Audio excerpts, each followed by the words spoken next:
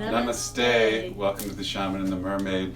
We're giving you our astrological forecast. Sometimes we want to keep your attention, so hand movements will do that. For Tuesday, August 18th, which will be the Leo new moon all the way through September 1st. That will be the full moon in Pisces and a bunch in between. Trine and I sat down and we're brainstorming on this one, and this report, well, they all do, but this one really piggybacks on the last one we did the previous 2 weeks. Our theme the last 2 weeks was The Only Way Out is Through by Robert Frost in the Bhagavad Gita. And this one is more of the same.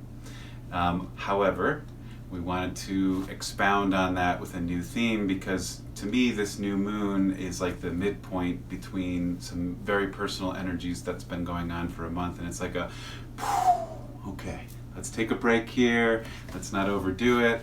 And you were doing some research and you found an Emerson quote and a theme for our new moon and for 2 weeks. So while we're in this little exhale halfway through the tunnel or halfway up the mountain, however you want to look at it, the theme is pace yourself, because sometimes we can get a little carried away and we want to get there. We're impatient and we're anxious, or we're panicked, or starting to get tired of it. We're all starting to get tired of this. And so we want that eagerness is pushing us, or that anxiety, or even agitation, which is very Mars energy, is pushing us. But the reminder this next 2 weeks is to actually stay in that steady, even pace yourself. And the quote that Michael's referring to is by Ralph Waldo Emerson: "Adopt the pace of nature. Her secret is patience." And we don't always want to hear that we need to keep being patient, because we've been extremely patient thus far. But while it's in the heat of it, literally, it's hot as heck out there. The fires are burning here in Colorado. It's the dog days of summer. We're in the heat of it. We really just want to get through it, and we need to keep steady. Pace yourself, pace yourself. And what else is going on at this new moon? Well, there is a friend with the sun and the moon. Whenever there's a new moon, remember they're always together, the sun and the moon. If they are full, they're at opposite ends. So we have sun and moon together with their friend Mercury, and they're just for a day, all of them are together for, or maybe 2 days, for the new moon in Leo. And they are trining, these three, Sun, Moon, Mercury, are trining. So remember, trines mean our harmonious connection. There's a positive thing happening between them. And they're trining with Mars, who is dominating this whole second half of 2020. So we like when there's a trine with Mars. And Mars is in conjunction with its warrioress energy, Eris, not to be confused with Aries. We've been talking about her. This is Aries' sister. She's the goddess of discord, and she's running pretty tightly with Mars. Same thing, you know, Aries and Mars and Eris all have a similar vibe to each other. They're all in the sign of Aries. But right now, the sun, the moon, and Mercury are trining with these. So there's a little bit of reprieve, and as Michael put it, this nice exhale between the starting point of this whole journey we've had, like just going through the COVID tunnel, going through the crisis of our humanity right now, and we're not out of the tunnel by any means. Maybe we're halfway through the tunnel or a good chunk of the way through the tunnel, but you're in the middle of the tunnel and it can get a little bit heavy. But pause and exhale and game plan a little bit for your strategy of how you want to pace yourself. Like, everybody's got a different pace. We all march to the beat of a different drum. So for some people, the pacing is going to be different than others. And then that's when you turn to that quote, make sure you're applying patience to it. What does nature do? For her pace, she practices patience. I just Just reminded me of the Lao Tzu quote that I love. Nature accomplishes everything, yet never hurries. Right. And there's another one, I want to say it's Rumi. The sun never looked at the moon and asked it why you weren't here. I'll look that one up. That'll be at the end of the quotes at the end of this video, but there's another one about that too. Oh, that sounds good. Astrology and philosophy. That's what we're here for, folks. Did you want to say something about Leo energy? A little sprinkling of what that is? Right. This is a Leo new moon.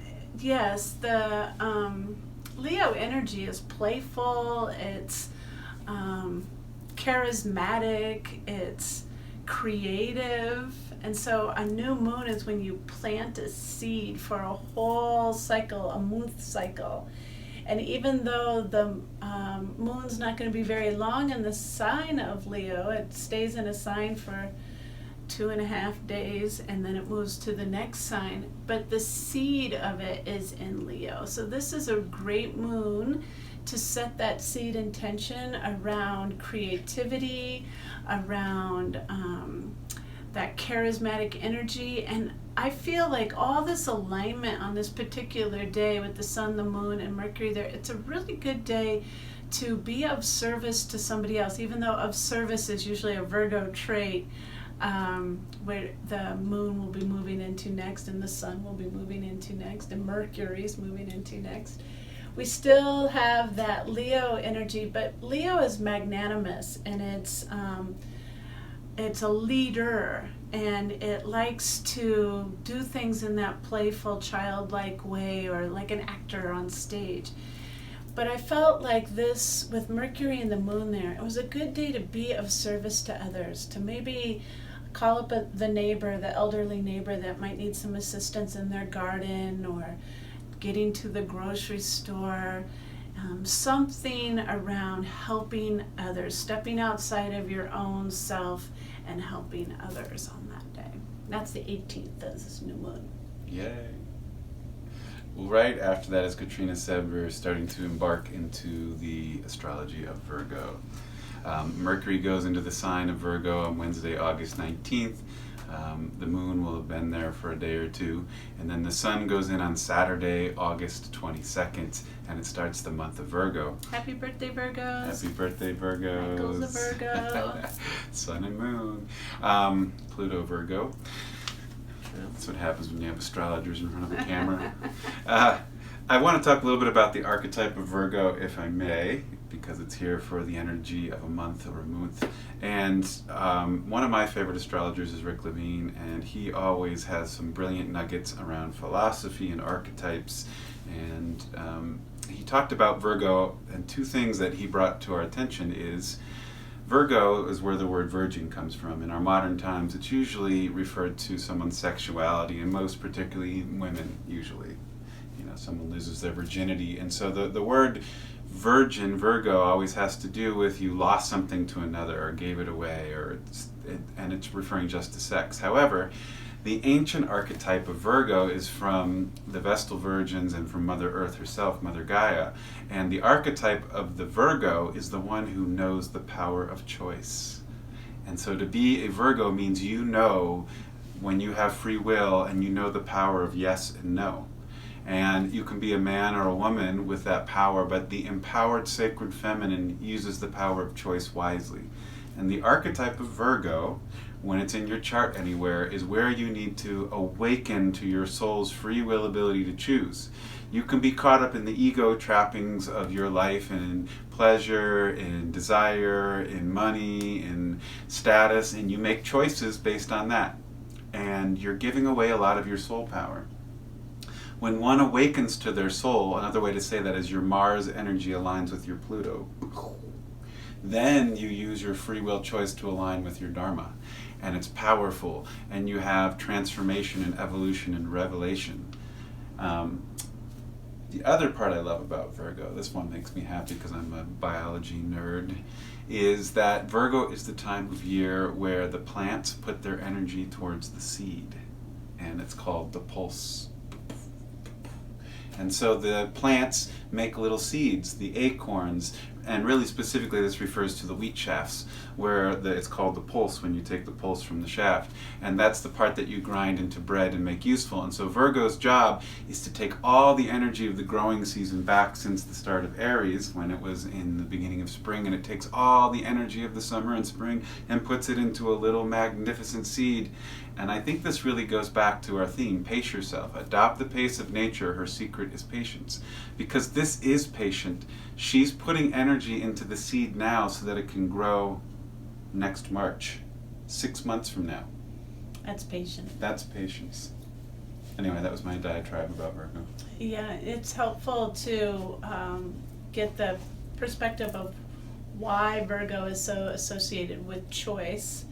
And that, and I like the connection to Mars, because Mars is our willpower. And Mars is dominating right now so intensely.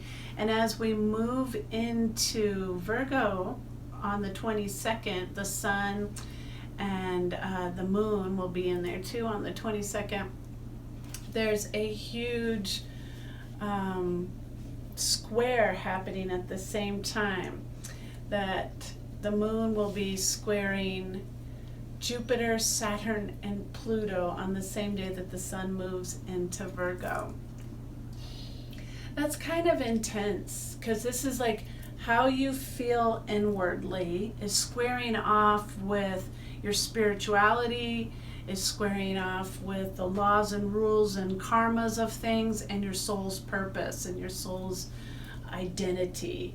And so where we might really have a potential for a shutdown moment there, this is a good time to adopt that pace yourself. Like slow and steady wins the race. Just one foot in front of the other whenever it gets in these challenging situations. And that's the first of 3 big squares in this report. So that first one on the 22nd is the first one where we might go, I don't know who I am or what I'm doing, or screw the rules and screw life, and we can get in that kind of mindset very easily on that day. So use the Virgo energy of good choices, healthy choices for self.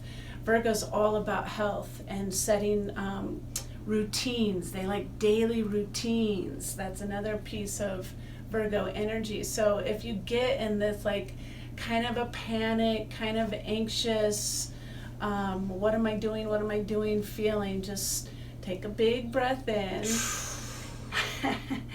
and then take that step, one and then the other, and that can be the slow, steady routine just to get you in that forward motion, but patiently and productively at the same time. A nice steady pace. That's what we're looking for.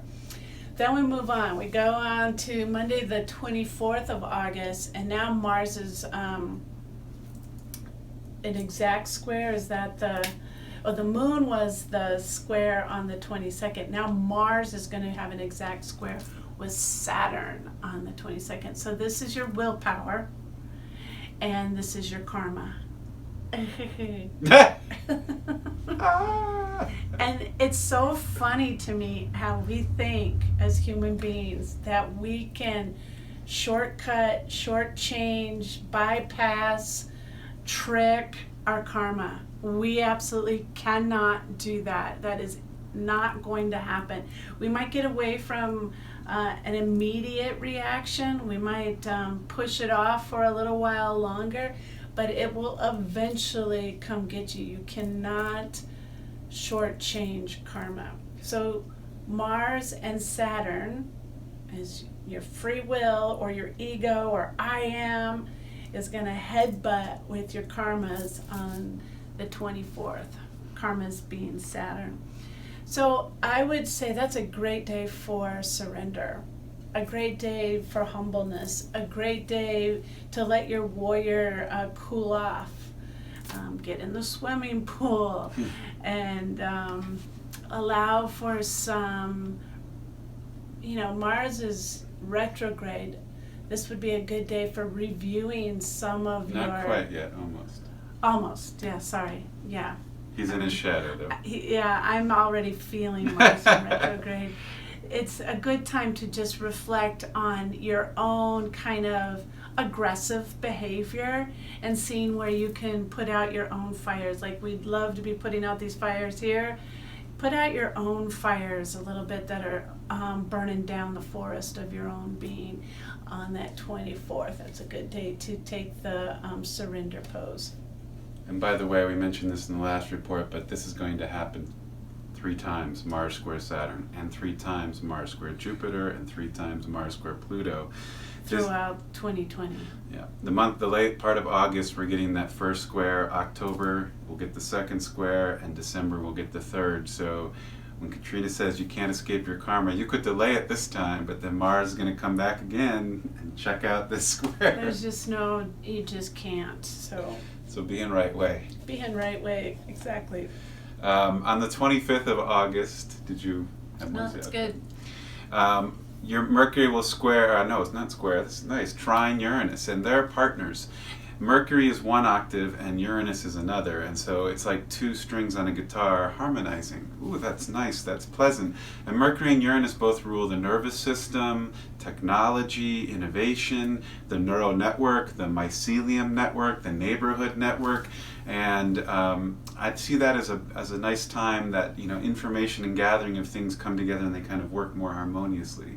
You've been thinking about an idea, or you've been working on getting people or ideas together, and it seems to click. It's also the half moon in Sagittarius, which is great because the half moon is that balance point, of course, between the new moon and the full moon. So there's a lot of equality or equity or balanced energy. And it's in that sign of Sagittarius, which is truth-seeking and vision questing. So great time for that, a time to sit down and maybe use your ideas, your mental innovations, and putting them out there.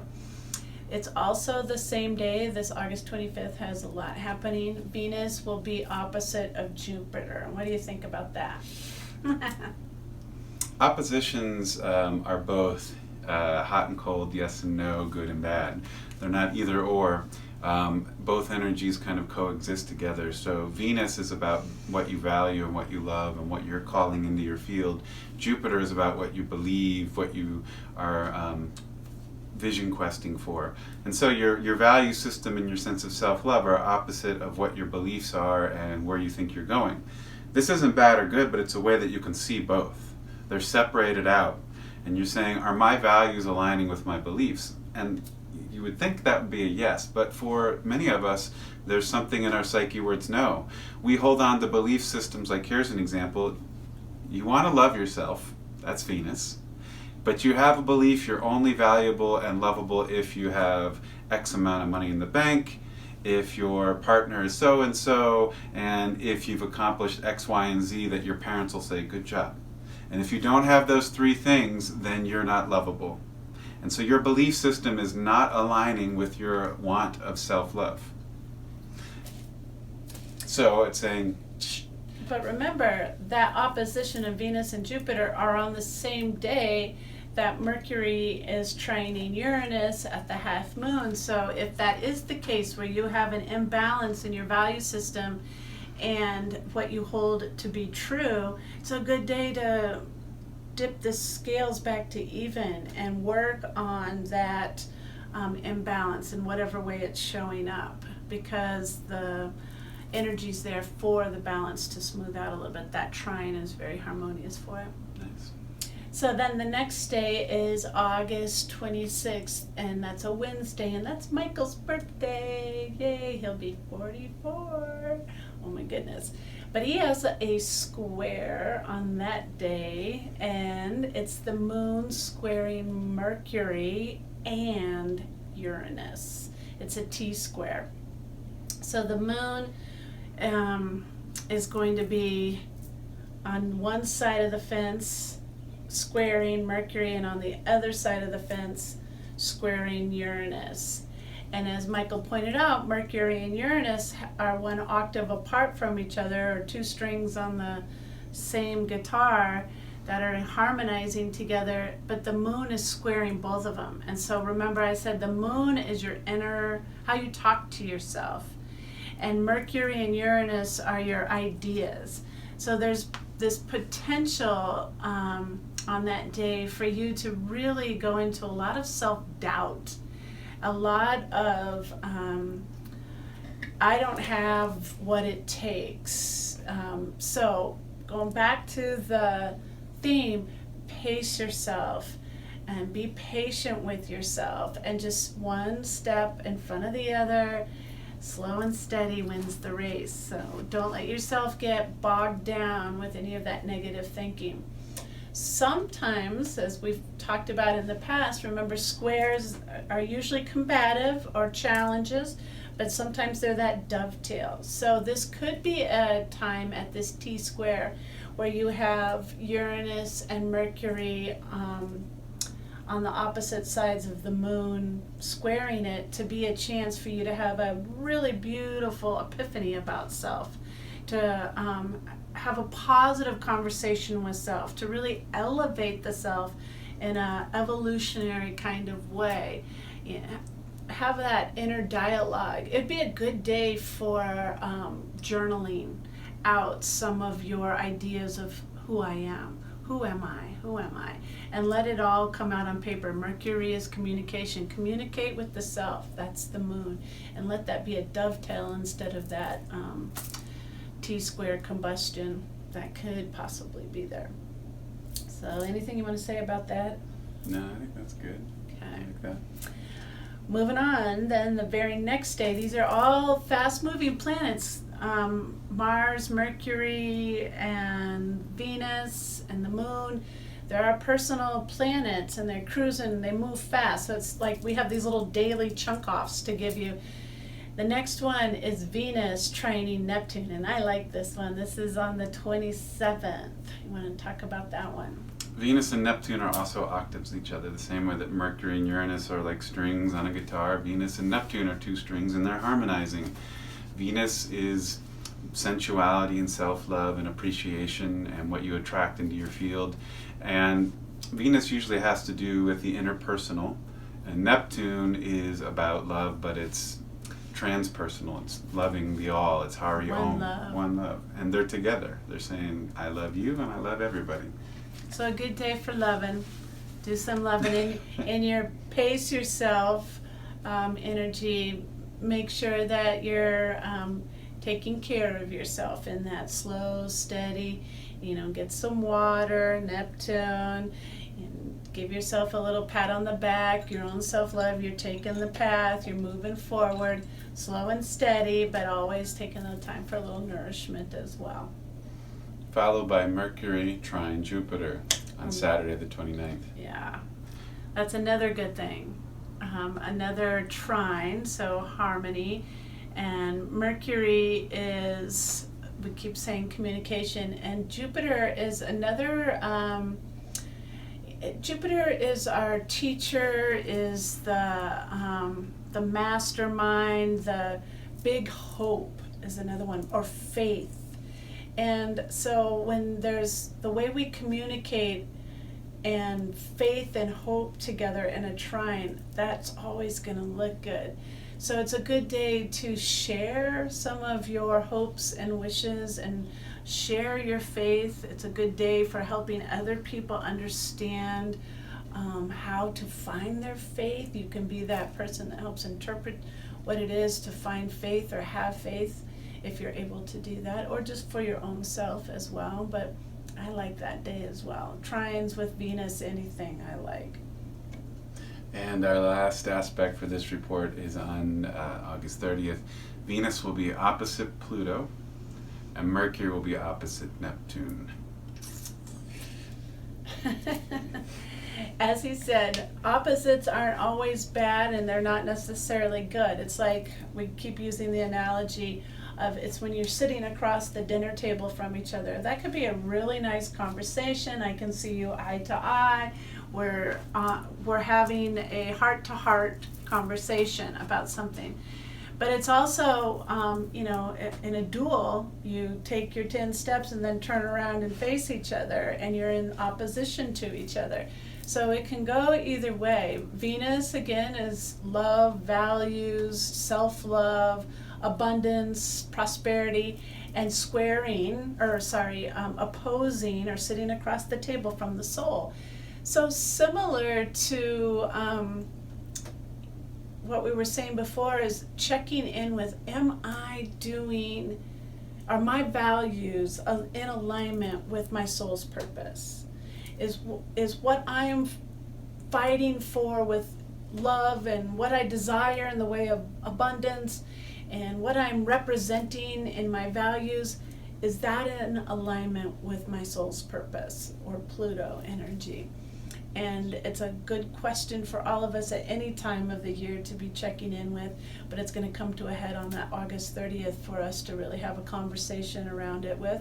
And same, Mercury is communication and Neptune is delusion or spirituality on its dark side. It's delusion on its upside. It's that one love, spiritual oneness, connection to everything. And so your ability to talk about these things is in opposition. Your communication is opposing your either delusion or spirituality, and it's a good time for that one. They all kind of go together. Venus opposing Pluto and Mercury opposing Neptune. Those aren't too far off from each other. So August 30th is saying, walk your talk.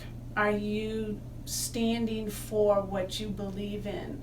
Are you communicating that to others as well, or are you hiding in the shadow of it? And so we can't hide in the shadow anymore. We can't be small, and we can't not share what is important. We need to help everybody up, and we need to speak our truths, and that's a big call out on that August 30th day. And then that takes us all the way to September 1st, if you can believe it, and that will be the Pisces full moon, and that's when we come back to you with our next report. So just a little reminder, pace yourself for these next 2 weeks, slow and steady, and that beautiful quote by Emerson, adopt the pace of nature, her secret is patience. Patience, patience, patience with yourself and others. And we will see you on the full moon. Be safe out there. Namaste.